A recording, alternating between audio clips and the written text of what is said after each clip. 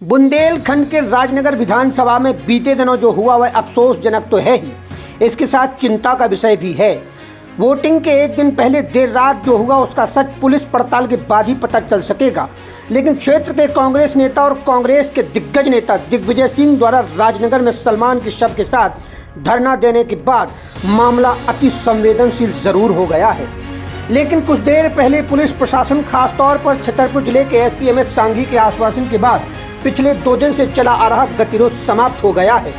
दरअसल राजनगर विधानसभा में भाजपा और कांग्रेस कार्यकर्ताओं के बीच गहमागहमी के बाद अफरा तफरी हुई थी, जिसमें अज्ञात वाहन की चपेट में आने से कांग्रेस कार्यकर्ता सलमान की जान चली गई थी।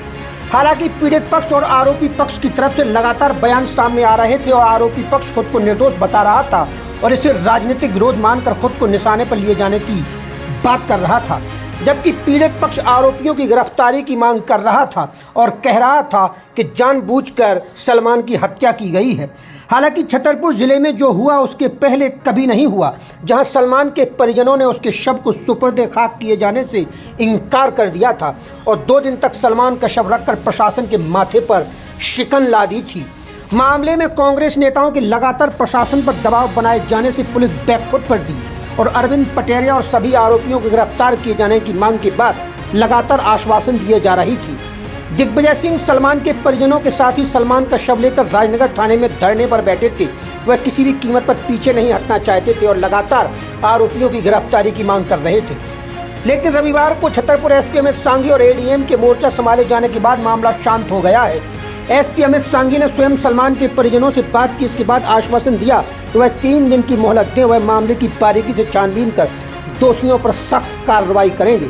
जिसके बाद कांग्रेसियों का धरना समाप्त हो गया है। मृतक के परिजन और कांग्रेस नेता एसपी के आश्वासन पर संतुष्ट नजर आए। इस बीच 2 दिन बाद सलमान खान का शव जिस रस्म का इंतजार कर रहा था वह भी पूरी कर दी गई है, यानी सलमान को सुपुर्द खाक कर दिया गया है। इस पूरे घटनाक्रम के बाद जो हुआ वह राजनीतिक रूप से राजनगर और छतरपुर के लिए बेहद निराशा का विषय है।